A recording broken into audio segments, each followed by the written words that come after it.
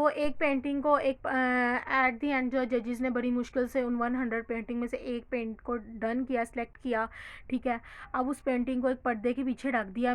जो social media के लोग थे बेताबी से इंतज़ार कर रहे थे कि भाई कौन सी पेंटिंग डन हुई होगी।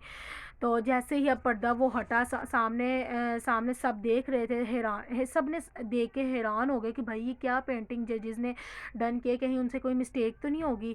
तो वहाँ से एक मीडिया का बंदा आया, उसने आके पेंटिंग वाले जो जो जज थे उनसे पूछा कि भाई ये क्या है, इसकी वजह क्या है कि भाई इसमें जो पेंटिंग थी दूर दूर तक खुशहाली या सुकून को जाहिर कर रही थी, उसको नहीं आपने डन किया। लोग हैरान रह गए। जजेस से जाके पूछा कि भाई कोई गलती तो नहीं आपसे होगी। फिर कुछ पेंटर्स गए आर्ट के लोगों के पास, ठीक है। उन्होंने जजेस से थोड़े से मुस्कुरा कर पूछा कि भाई कोई गलती हो गई होगी। जजेस थोड़े से मुस्कुराए और उन्होंने आगे से रिप्लाई क्या किया, पेंटिंग को सिलेक्ट किया और कहा कि यही पेंटिंग है जो आज की विनर है। अब वो पेंटिंग की मैं आपको शक्ल बताती हूँ कि भाई जो 100 पेंटिंग में से जो डन हुई, क्या वजह थी। वो पेंटिंग जो थी, इतने में मीडिया आया, उसने मीडिया की मीडिया के पास मीडिया आई जजेस के पास, उन्होंने पूछा कि भाई क्या वजह है। तो उसने आगे से बोला कि भाई ये पेंटिंग आपने डन क्यों की है, इसकी वजह क्या। उसने कहा सबको कहा कि एक मिनट सारे चुप हो जाओ, ठीक है।